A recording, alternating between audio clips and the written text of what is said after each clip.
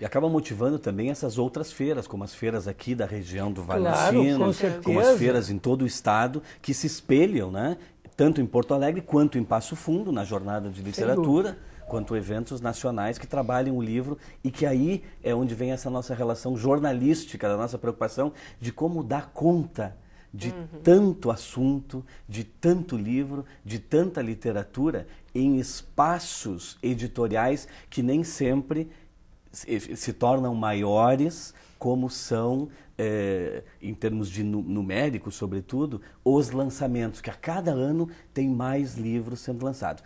Essa é uma provocação que eu deixo para a gente conversar no próximo bloco, ainda mais sobre como o jornalismo cultural dá conta de qualidade e quantidade em termos de lançamentos literários no Rio Grande do Sul, no Brasil e também nas experiências que vocês têm tido ao redor do mundo.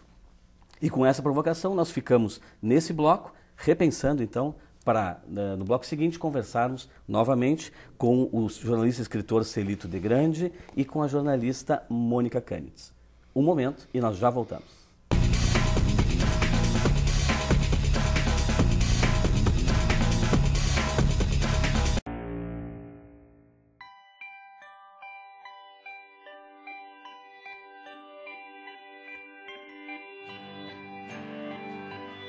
Ajudar está no sangue do brasileiro.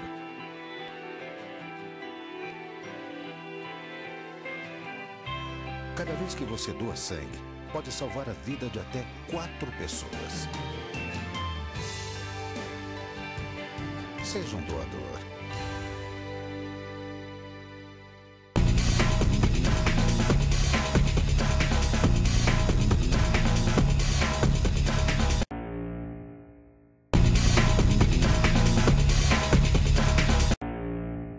O Ministério Público Federal ajuizou ação civil pública obrigando a TV Bandeirantes a exibir uma mensagem de retratação de declarações ofensivas aos ateus durante o programa Brasil Urgente, do jornalista José Luiz da Atena. De acordo com a denúncia, no dia 27 de julho, o jornalista fez diversos comentários preconceituosos às pessoas que não acreditam em Deus.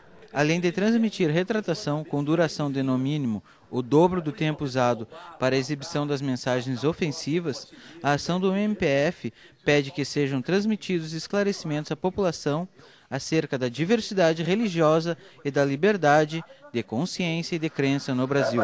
Eu não falei que quem não acredita em Deus não é gente boa. Eu só falei que quem não acredita em Deus geralmente não tem limites, acha que ele é Deus. Agora, tem cara que não acredita em Deus e pode ser gente boa. Eu acredito em Deus pra caramba. Sites noticiosos atingem 2/3 dos usuários da web no Brasil. O número de internautas que acessam portais de notícias cresceu nos últimos meses. Este é o resultado apontado na pesquisa realizada pelo Instituto Brasileiro de Opinião Pública e Estatística. O levantamento mostra que os sites noticiosos somam mais de 27 milhões de acessos únicos, o equivalente a 66% do total de usuários da rede no país. O número de usuários únicos nas páginas online de notícias cresceu 19% comparado ao mesmo período em 2009. A pesquisa também mostra outros 2 setores que tiveram destaque na web, o automotivo e o turismo. Polícia britânica pede desculpas e indeniza fotógrafo agredido em cobertura do G20. O fotógrafo David Hoffman, atingido no rosto pelo escudo usado por um policial inglês, foi indenizado em 30 mil libras pela Polícia Metropolitana. O repórter fotográfico cobriu os protestos da população contra a reunião do G20 em Londres em 2009, quando foi agredido. O fotógrafo teve o dente quebrado em consequência da agressão. A Polícia Metropolitana Britânica reconheceu a agressão contra o repórter e pediu desculpas, além de assumir o pagamento da indenização.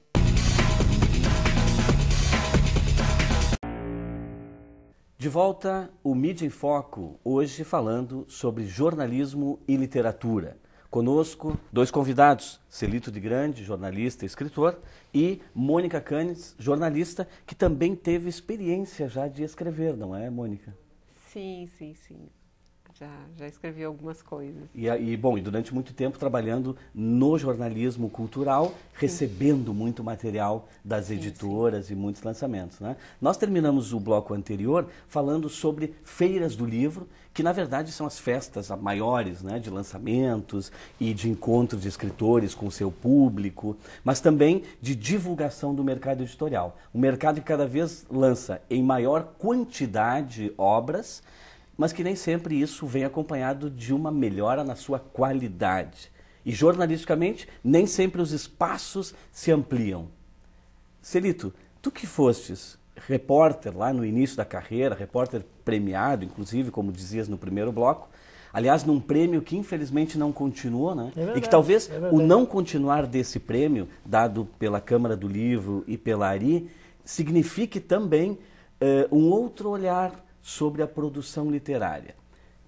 Tu, como repórter, e até chegar no topo lá da nossa carreira jornalística em redações, são diferentes os níveis de decisão também sobre o que divulgar, como divulgar e que espaço deve se dar para o material literário que chega. Como é que tu tem visto essa transformação nesses anos todos? Nós conversávamos há pouco, no intervalo, o Marcos, sobre uma realidade com que nós deparamos desde o repórter até o diretor do jornal, que é exatamente a questão do espaço a ser dado a um determinado evento. Nós sabemos que há uma ligação direta com o departamento comercial. Nós precisamos ser bem claros nesse aspecto. O jornal é uma empresa, né? E, como tal, ela disponibiliza o seu espaço para a área editorial na medida em que ela tem cobertura na área comercial. Muitas vezes, portanto, um determinado veículo tem a oportunidade de dar mais espaço a um determinado evento na medida em que tem o patrocínio, que tem a cobertura, capaz de fazer com que remunere o pessoal que atua nessa área, enfim. Uma coisa está ligada à outra, nós não temos como evitar isso, né? Os espaços, portanto, eles são muito ligados à questão comercial. Eu acredito que o nível de decisão parte daí, porque o chefe de redação, o diretor do jornal, ele vai ter que se cingir em determinados momentos a esse parâmetro que foi estabelecido. Se você tem X número de páginas com cobertura publicitária, então você naturalmente dá mais espaço àquele evento. Não tem como fugir disso. Uhum. A Mônica, com certeza, tem uma experiência mais recente, bem prática desse aspecto. E, portanto, a decisão, quando chega ao repórter, ela vem de uma direção ou do jornal ou da direção de redação, mas em função de parâmetros que já existem na área industrial e comercial.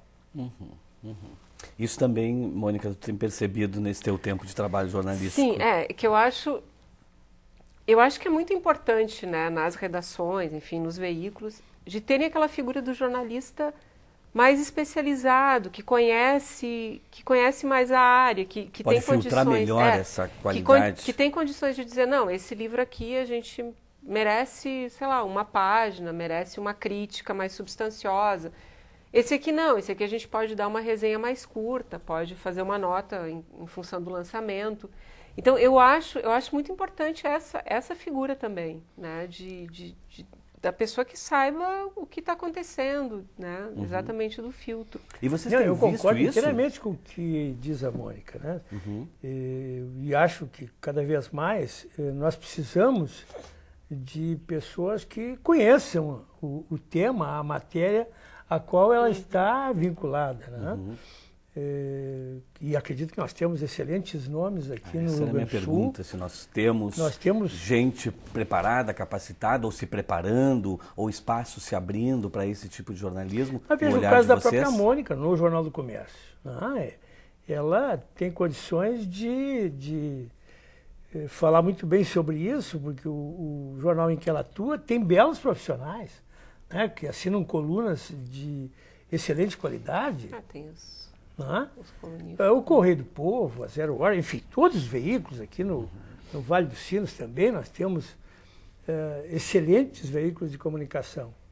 E é essencial que nós tenhamos pessoas que conheçam a matéria, com certeza. Agora, eu acho que nesse ponto, eu acho que a gente pode puxar um outro universo que está aparecendo, que é o universo da internet, né? Que é o universo virtual. Das novas tecnologias. Exatamente, né? Porque no momento em que...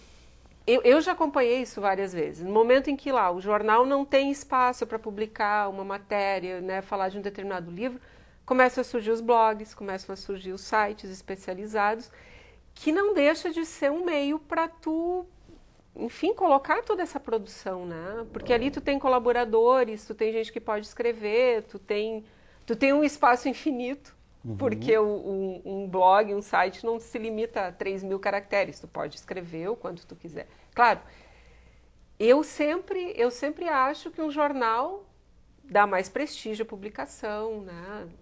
Sai uma crítica de um livro num jornal, a gente tem a sensação de que ele está mais prestigiado do que se está num blog ou num site. Mas, enfim, eu acho que é um caminho que se abre também, né? Eu acho que é um universo que pode ser avaliado melhor. Eu acho que até tem condições de evoluir, de ficar melhor aí ao longo dos anos. Essa questão das novas tecnologias sempre é um tema que aqui no Mídia em Foco ele acaba entrando em pauta. Qualquer que seja a questão do jornalismo, porque ele acaba influenciando, trazendo importantes mudanças na relação do jornalismo e do jornalista com assuntos e com o seu público. No caso da literatura, tu citaste muito bem agora, Mônica, abrindo-se novos espaços nesse universo virtual, o jornalismo também ganha mais espaço para trabalhar essa literatura e esses lançamentos literários. Porém, a gente está falando também de credibilidade. Tu agora comentavas que dá mais prestígio, do teu ponto de vista, que um autor saia nas páginas de um jornal, por exemplo, do que simplesmente circule no universo online, em blogs ou em sites. Será que isso vai começar a mudar? Pois é, eu acho que essa tendência existe. Porque, por exemplo, hoje em dia, qual para mim vai ser o papel do jornal daqui a alguns anos, talvez? O jornal vai ser o lugar da opinião, da coluna, da crítica, do comentário. Porque a internet hoje é muito... Tu abre, tu tá tendo a notícia ali, sabe? E tu vai acompanhando o que está acontecendo rapidamente. Não sei, caiu uma bomba no Iraque, tu sabe no momento seguinte aqui. Enquanto o jornal tem a condição de avaliar melhor o fato, de as pessoas opinarem, né? Então, eu acho que essa é uma tendência. A pessoa vê a informação no site ali, rápida, né, com o que aconteceu, o fato, né, o hard news mesmo, e aí no outro dia ela compra o jornal para ter uma avaliação melhor, para pensar, para ler, né, para avaliar mais detalhadamente os fatos, os lançamentos, enfim, o que está acontecendo no mundo todo. E eu acho que aí os jornais poderiam repensar um pouco o seu papel, né? Não só essa coisa pontual do dia a dia. Eu acho que essa é uma discussão importante para o jornalismo cultural também. Quer dizer, o que a gente espera do jornalismo cultural? Uma página de agenda informando o que está acontecendo na cidade, qual é o show, qual é a opção de festa, de filme, ou um espaço para tu ler, para tu refletir. Eu não sei, acho que isso para mim é uma questão... Para mim isso se divisa bem assim, no futuro. Né? Talvez os sites, os blogs, tomem esse espaço da informação momentânea, ali, da informação que tu quer para agora.